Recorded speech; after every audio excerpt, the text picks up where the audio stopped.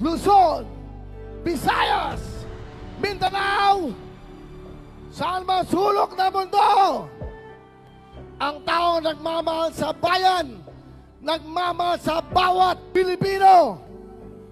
Mayor, former President Rodrigo Roa Duterte!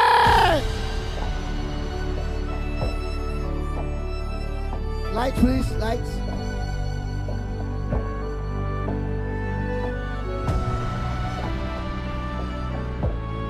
Sigaw nyo sa mundo!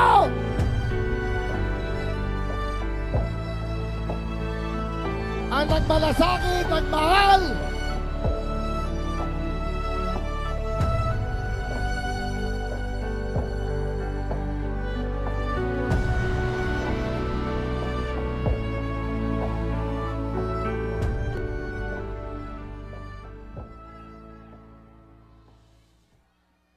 Kindly sit down. Relax lang po kayo. Medyo paus ang boses ko. At pasensyahan ninyo ako. Maraming nasa utak ko. Papunta ako dito kung anong sasabihin ko. Puno kanina ang kaalaman ko. Ang problema, nung sumayaw yung magkakaroon dito,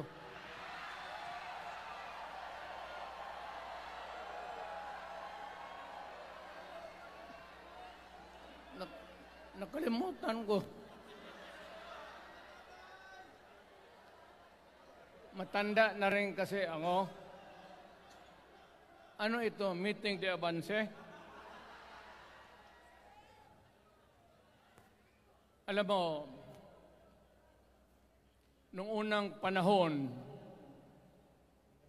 wala naman tayong kamuang-muang, wala naman tayong kalaban, wala namang nagagalit sa atin. Pumunta ang Espanyol at inagaw ang ating lupa, hinirang. For 400 years, nagtiis ang Pilipino subjugated by foreigners. Then, during the American and Spanish War, natalo ang Espanyol at napunta ang ating bayan sa Amerika. Anak ng grabe ang tiis ng Pilipino, yung mga lolo natin, kung gaano na lang sila pinahirapan. Alam mo noon, kung hindi ka magsimba, ay may mga pare nandyan, they know the history of Christianity. Alam mo noon, kung hindi ka magsimba, 10 palo sa katawan mo. You doubt my... Ayan si Father Ibasco, Chief of Staff ko sa City Hall. Siya yung NPA leader doon sa Libungan. May plenum ang komunista. Itong mga sundalo natin, nandito sa harap ko, nahuli yan si Ibasco. At ako naman ay fiscal noon, pumunta ako sa Katitipan para i-administer ko yung oath niya, yung statement niya kung totoo o hindi. Pagkatapos noon, sabi ng mga sundalo, Piskal, papatayin namin itong 2 pare. Father Tison, Waray, pati si Father Ibasco. Bumaba yan sila sa Visayas para makiksapalaran sa NPA.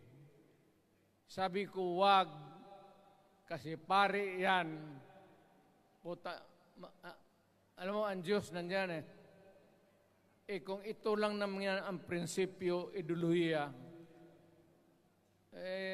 hindi naman kriminal yan, kidnapper, o puser. Sabi ko, kulungin na lang ninyo. So, sa matagal na panahon, sulat siya ng sulat kay Cory.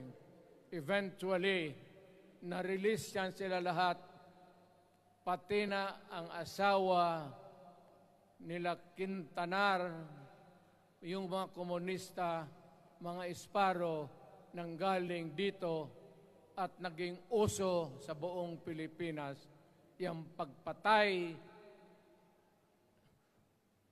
Wala. Barangay captain, konsehal, military, navy, police, puro may pamilya. Anak ka ng kakawalang kwenta yung ideolohiya. Kung hindi mo man lang mabinta sa mapayapa na panahon, so kinuha ko siya Chief of Staff, tapos umuwi siya sa Bohol, naging governor. Pare ito. Nandito siya ngayon, kasama tayo, at maraming salamat. You guys from other parts of the Philippines nagpunta rito para lang makipagduyog sa Bisaya. Sumama lang sa ating, kung sabay tunong sa Tagalog, yung ating, the purpose of why we are here. Wala akong, no longer in politics. I am not a candidate. Nahirapan nga ako mag-akyat ng hagdanan. I am 80 years old. Hindi, 79 lang, pero hindi binibilang yan eh. Sabi malas daw. Sabi ng asawa ko, 80 na ako. O, sige, 80 na. Pero nung lumabas itong People's Initiative, okay man yan. Abogado ako. There are 3 ways of amending the Constitution. Mag-constitutional convention, mag-election tayo sa political districts ng representante para sa assembly to convene there and propose changing or modification of our Constitution. Itong People's Initiative, pati itong Congress, they would convert the Congress into a constituent body and propose the Constitution. Alin man dyan sa lahat, it will be submitted to the people for ratification. Ang problema dito, ako, Mr. President, Ma'am Lisa Araneta Marcos, hindi ninyo ako kalaban. Wala akong sinasabi ng masama. Hindi lang ako makakampanya noon.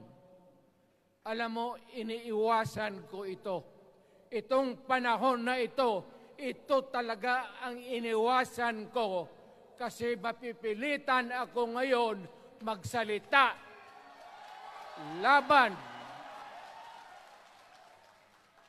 ng mga tao sa gobyerno. Alam mo, Mr. President, hindi ako maghingi ng tawad. Kagawan mo yan eh. It is your responsibility sa sarili mo. What you do in this world binds you. Iyo yan. Huwag mong sisihin ang ibang tao kasi sarili mong utak at katawan yan. Nung ako'y mayor, pinakitaan ako ng evidence ng PDEA. Doon sa listahan, nandoon yung pangalan mo. Ayaw kong sabihin yan kasi magkaibigan tayo. Kung hindi magkaibigan, magkakilala. Ikaw pumapasok kayo ng alanganin. Mr. President, baka susunod ka sa dinaanan ng tatay mo. Diyan ako takot. Ayaw ko mangyari sa iyo yan. Pabor lang, ako namang nagmamakaawa kasi it will divide the nation at madugo itong panahon na ito. Alam mo, Mr. President, sabihin ko maya sa tao kung ano ka. Noong unang panahon, hindi tayo puro Bisaya, nagkita-kita doon sa Luzon. There was a community of Filipinos. Galing Visayas, galing Ilonggo, galing Waray, galing Mindanao, galing Hulo, galing Lanao, Cebu, Samar, at Taas, Pampanga, Apare. Nagkita-kita yung mga minono natin. Kasi hinawakan tayo ng Espanyol, pati Amerikano. Nung dumating ang panahon na tayo'y nagkaharap na, sabi ng mga lolo natin, ano ang gawain natin sa bayan natin? Pwede ba tayong magbarangay-barangay lang o magkaisa tayo? Di na bale, iba-iba ang salita natin. It was agreed by the Filipinos then of all walks of life, Ma-Ilocano, Ma-Cebuano, mga taga Mindanao, they agreed to form a constitution. Alam mo, yung constitution parang bahayan sa tao. May poste. Sabi natin, magawa tayo ng magandang opisina where we can meet and talk about the destiny of this country. Doon, they agreed na may malaking bahay, may poste, mga malaking poste, at may mga muebles at kwarto, living rooms and all. Ang usapan na from time to time, lumalaki na ang bayan at magdagdag tayo ng mga opisina sa mga opisyal. Maganda yun. Bahay yun. Mga sahig, nandyan lahat. The mesa, desks, chairs, and everything. Wala tayong pinag-usapan na sirain yung bahay na yun. It was intended for posterity at inabot sa atin yung konstitusyon na yan. Although it was amended and modified, but it is still the fundamental law since 1935 hanggang ngayon. At what keeps in Ilocano, Bisaya, Waray, Moro, bakit tayo nagkaisa? Magkaiba ang salita natin, ang pagkain, iba. Ugali, iba. bakit tayo andito ngayon? Dahil sa isang bahay. Yung bahay na yan, yung papel, the Constitution. Ngayon, ang Constitution is supposed to be a permanent thing. Ang batas na binigay ng Constitution sa Congress, sa lawmakers, they can make laws every day, modify, change it if they want, every week. Okay lang yan. Huwag ninyong pakialaman ang Constitution kasi yun ang bahay opisyal ng Pilipino. Anak ka ng, bakit pumasok sa utak ninyo yung People's Initiative? Anong nakain ninyo? There's nothing wrong with the Constitution right now. The environment in the Philippines seems to be positive, okay. Wala namang problema. Araw-araw, nakikita tayo. Punta Maynila, marami akong kaibigan, mga brad ko, mga classmate ko. Okay ang buhay natin. But suddenly, nandito yung People's Initiative. Alam mo, sa umpisa pa lang, nagdududa na ako. Bakit? People's Initiative manggaling sa tao. Dapat yan galing sa mga purok at doon sa barangay at doon sa DILG, ipasa nila sa syudad, sa probinsya at sa national office. Dito mga congressman,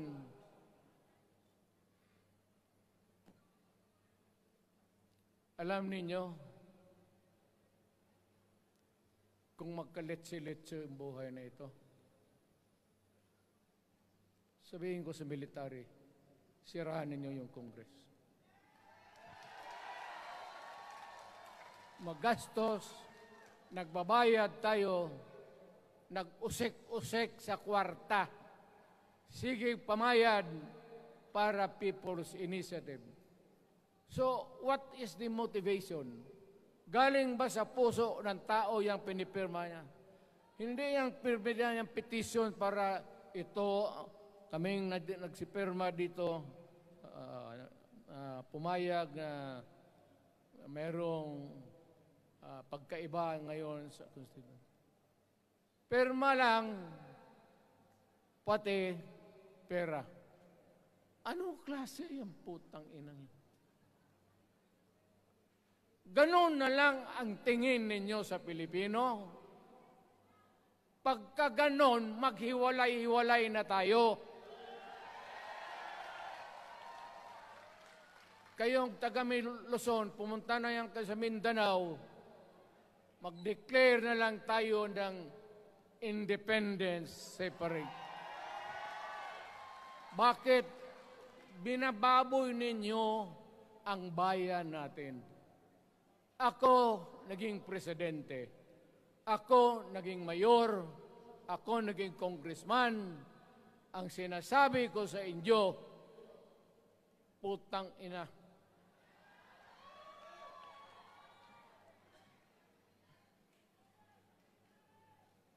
Malinis to.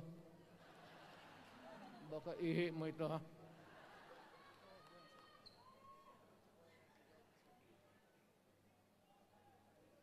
Kakaubos talaga ng laway itong...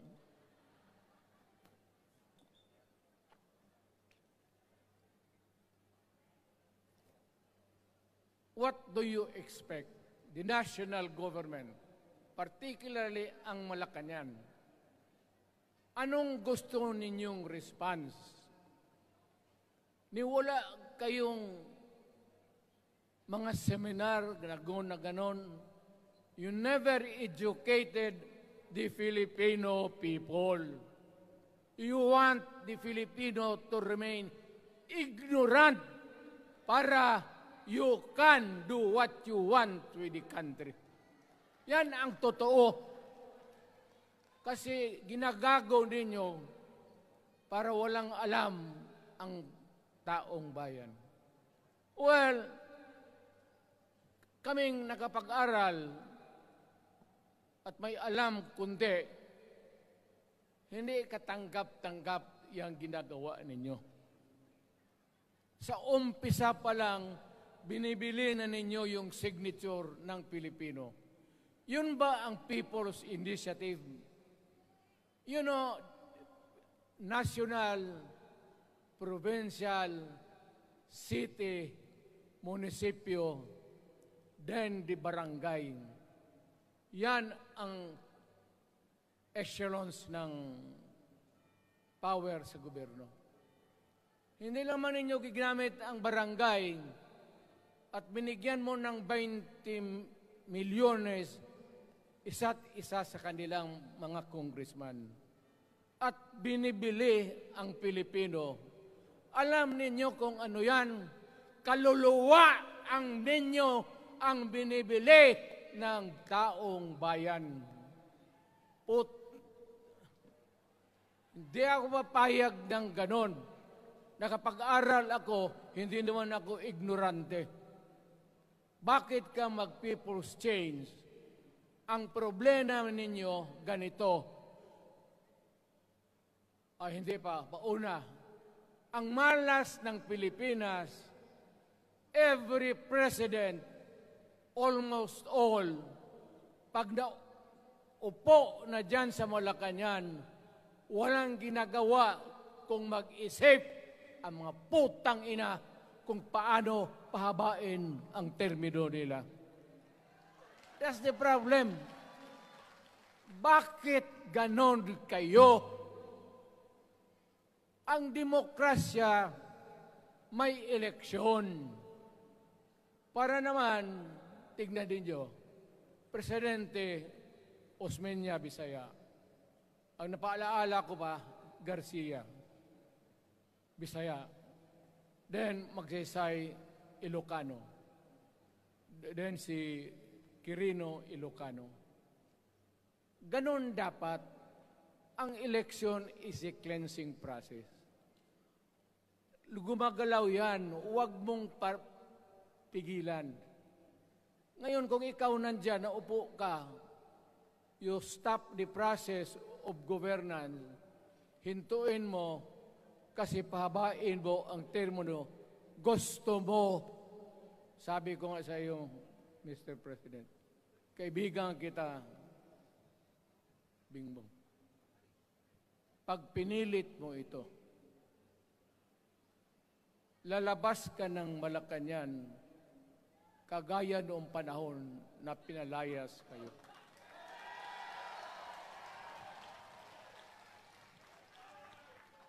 Alam ninyo, kung hindi na talaga ito mapigilan, nandyan ang military pati polis, makinig kayo.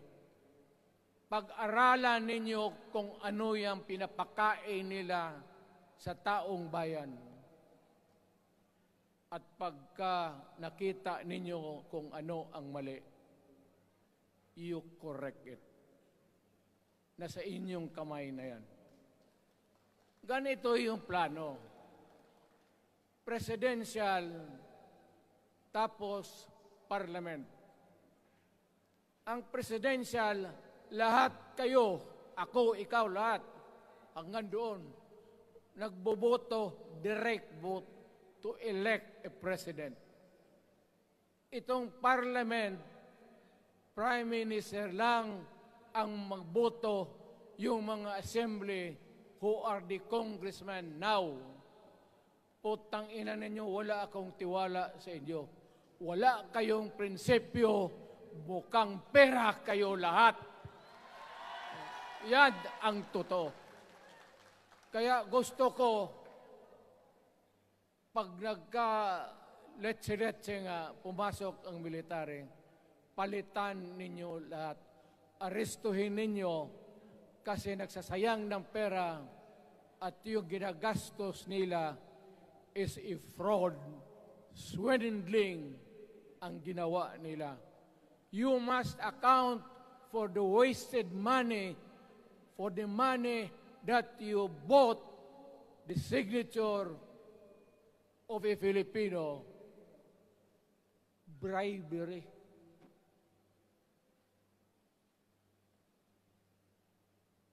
Magdasal lang kayo. If by the grace of God, mabalik ako,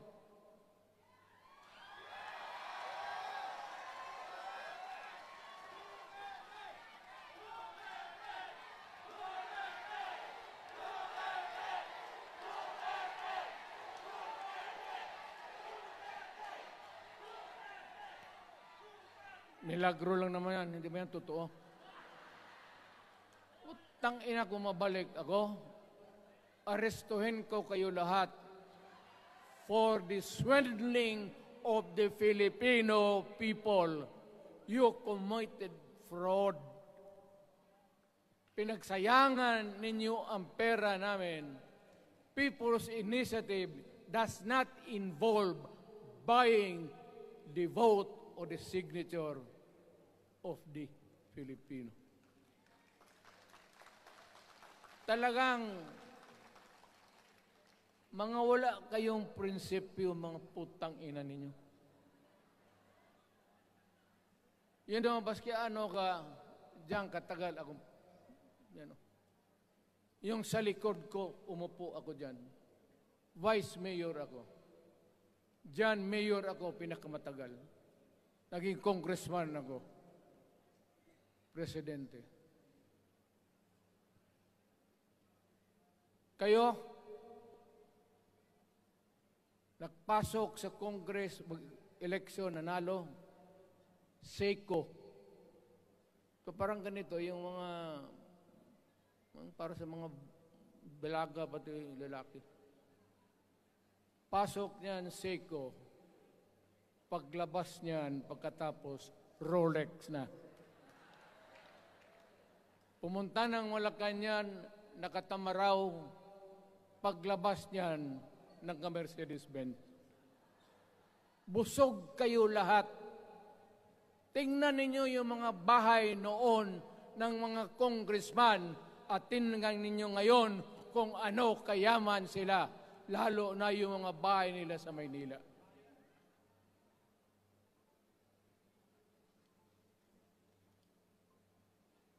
Wala kayong masabi sa akin. Alam mo bakit diretsahan ako magsalita? Ninipahat, wala ako. Paglabas ko sa Malacanang, lipad ako dito. Pumunta ako sa bahay ko para mag-retire. Ayaw ko sanang bumalik. Ayaw ko na. Matanda na ako. Putang ina, napapandol lang ako dyan eh. Kaya lang, marami akong magandang naisip kanina papunta dito. Kaya yung sumasayaw lang kasi yung mga ale. Nabakante tuloy, nakalimutan ko kung ano ko nang tangina. Huwag kayong magpaloko. Alam mo, Parliament, ang ambisyon niyan, karamihan, galing kay Lisa Marcos, pati kay Romualdez. Bongbong bangag yan.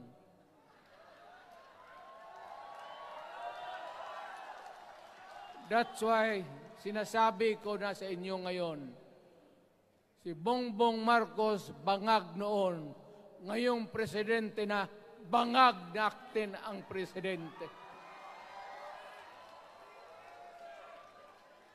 Kayong mga military, alam ninyo yan. Lalo na yung nasa Malacanang. Alam ninyo. The Armed Forces of the Philippines, alam ninyo. May drug addict tayo na presidente, putang inang yan. Ayun ang, bakit ako nagkaroon ng kaso ng ICC? Sabi nila, pinapagpatay ko raw yung mga drug user at drug addict. Mabutit na lang, wala na ako sa pwesto, baka kasali ka pa. No, Mr. President, pinilit ninyo kami. Kayo yung sa Bisaya, kinikitoy mo yung Pilipino. You are testing the waters. Not even. You are, pushing to the limits ang pasensya ng Pilipino. Wag na wag mong gawin yan. Wag mong gawin yan, wag mong ituluyan kaya magkagulo. Pag hindi namin napilitan kayo sa mga rallies, sa aming mga boses, ang sentimento namin, ako'y sinasabi ko sa military, nag-hemorrhage ang bayan, gastos dito ng gastos doon. Tapos kung mag-speech, ang pinag-usapan ang putang inang pobreng Pilipino. Gastos dito, gastos doon. Mga military, maawa kayo sa bayan. Pag hindi namin kaya, gawin na ninyo. Gawin ninyo, kawawa ang Pilipinas.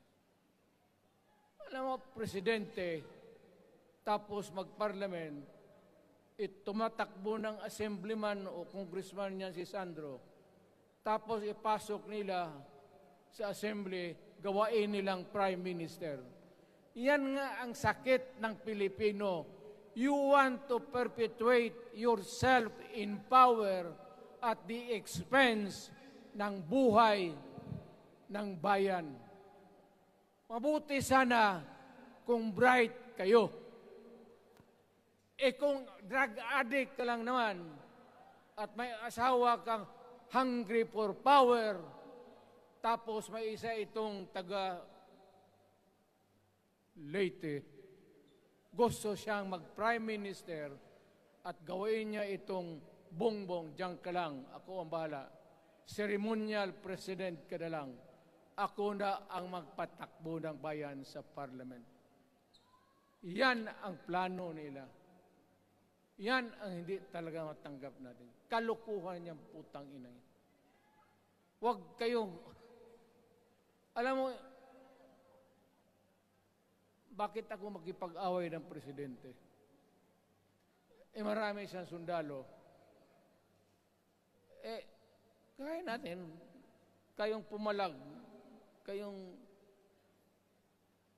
pero there is always a time for everything. May panahon na ikaw ay sikat. Sa ayaw mo at sa hindi, may panahon ka talagang bababa dyan sa Malacanang. Gaano katagal ka man to hang on to the power, that is for God to decide for the nation. Kami, patayin ninyo, wala na akong silbi. Tapos na ako, naging presidente na ako. Nakatikim na ako ng pag-upo ng silya dyan sa Malacanang. Ganoon na lang ang ang alaga ko sa bayan. Alam mo ba, tanungin mo yung lahat ng senador, magbisita sila, isang kanin, isang pork chop o isda, sabaw.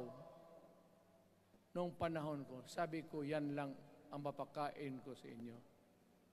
Walang steak kasi mahal yan. Hindi natin pera itong kinakain natin. Yan ang totoo. Magtanong kayo ng taga-Malacan dyan. Hindi ako nagpabibida. Sinabi ko lang, huwag ninyong kalimutan, Mr. President, ang delikadesa. Mahirap yan. Magkaroon tayo ng... Ngayon, wala naman, yun naman lang ang dapat lang pagpintuhan natin.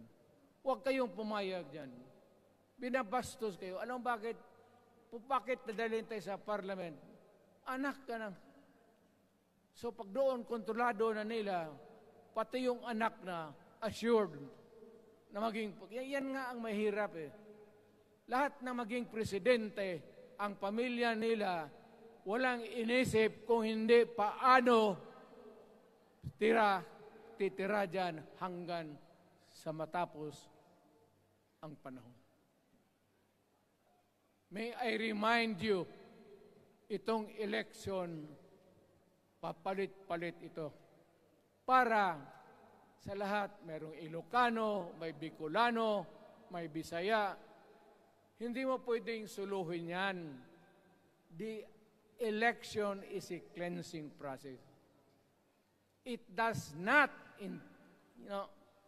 it's never the intention of the whoever wrote the Constitution na ikaw, isang Pilipino, taga-Paway, taga-Batangas, taga-Davao, ikaw, Rodrigo Duterte, nandiyan ka na, huwag ka nang umalis. It was not the intention of the lawmakers. Demokrasya tayo, Mr. President. Huwag mong kalimutan na isang term ka lang pagkatapos bababa ka na. Pag ayaw mong bumaba, utang ina magkagulo ang bayan, sabihin ko sa inyo. Ngayon, nakikinig kayong mga military. Gusto ninyong iwasan ang dugo? Kayo lang ang makapigil nito. Putang ina, pigilan mo yung kalukuhan na yan. Pagka hindi itong rally na ito, it will multiply all over the Philippines and there will be trouble. Kami, ako ang nauna kasi galit ako. Dumaan ako ng presidente. Not even for a minute did I think or was thinking of extending my term even for one day. Nung natapos ako sa araw na yon, bumaba ako, sumakay ako, lumipad ako dito sa Davao. Ikaw, Mr. President, hintayin mo yung 6 years, kalimutan mo na yung kay Romualdez, kasi yan ang magpahamak sa iyo. At maraming magagalit sa iyo, pati na ang militar. Kaya hindi na ako magtatagal. Yun lang ang dasal ko. Reject. Protect the Constitution.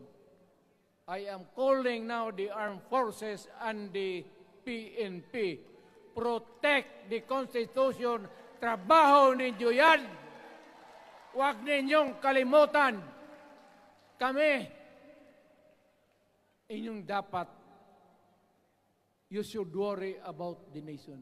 The millions of Filipinos. Huwag kayong mag-isip lang ng isang pamilya. Putang ina.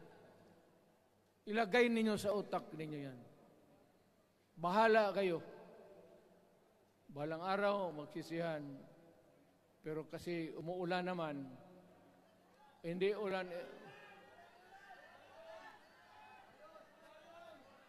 Hindi, shower lang yan doon sa Malacanang, ginagawa nila, pasirit doon.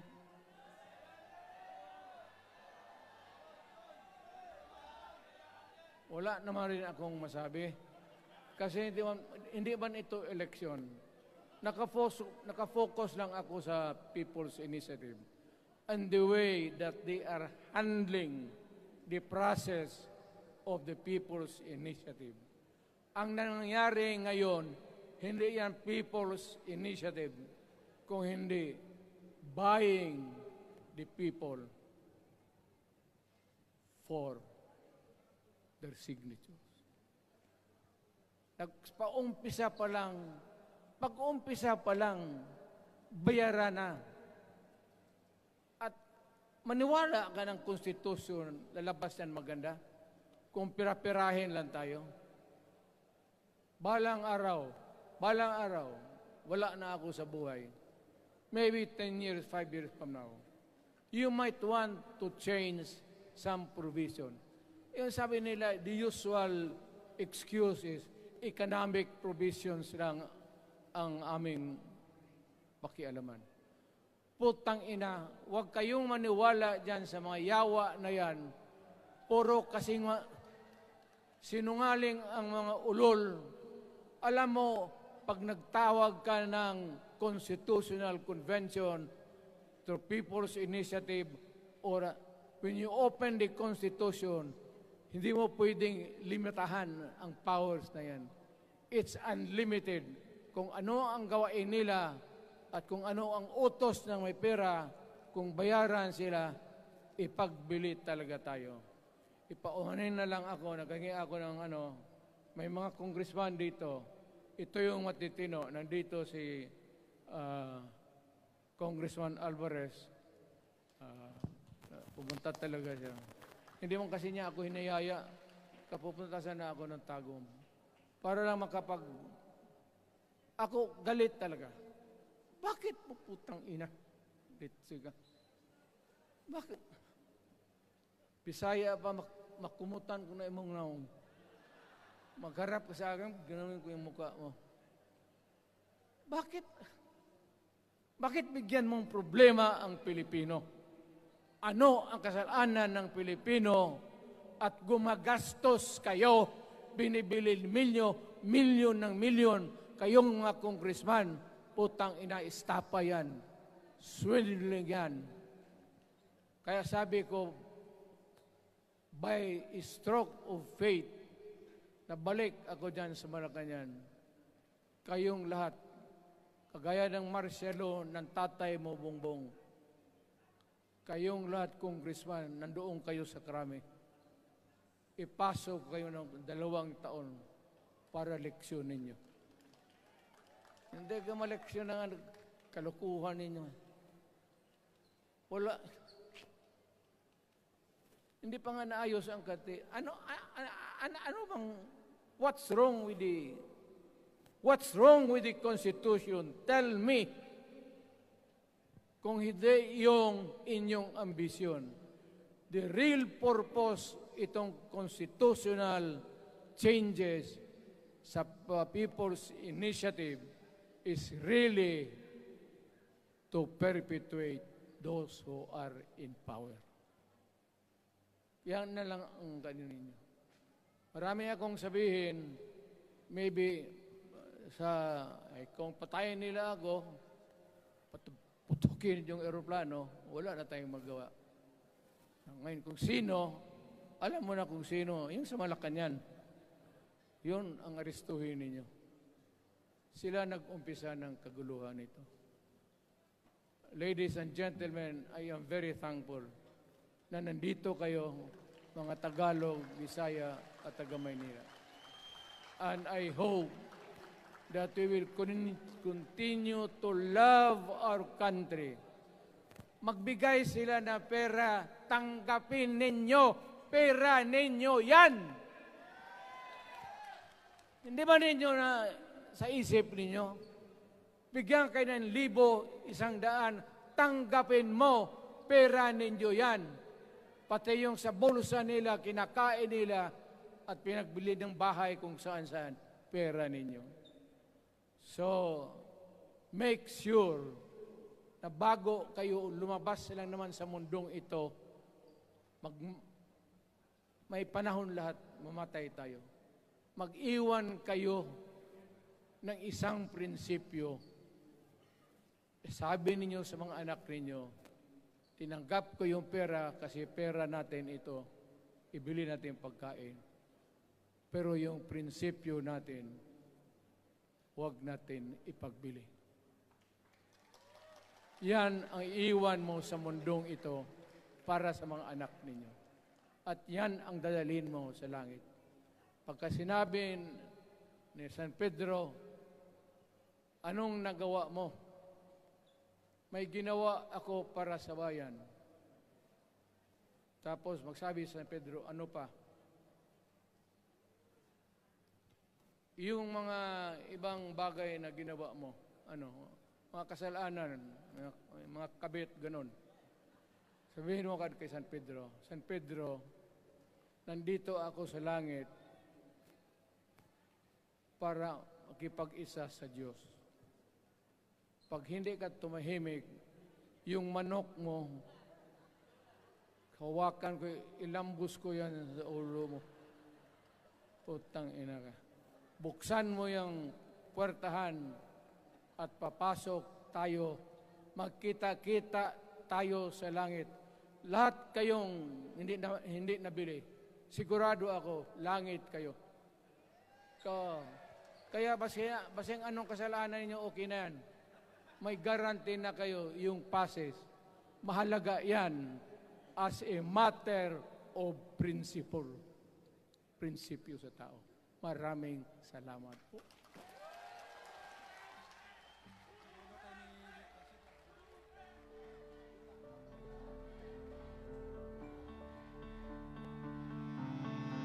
Ginto'y pilak. Mga kababayan, ang mahal nating Pangulo, Rodrigo Roa Duterte!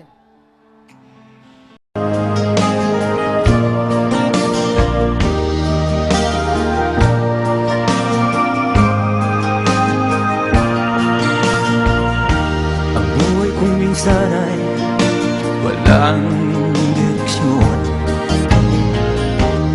Tila kay lupit-lupit ito panahon.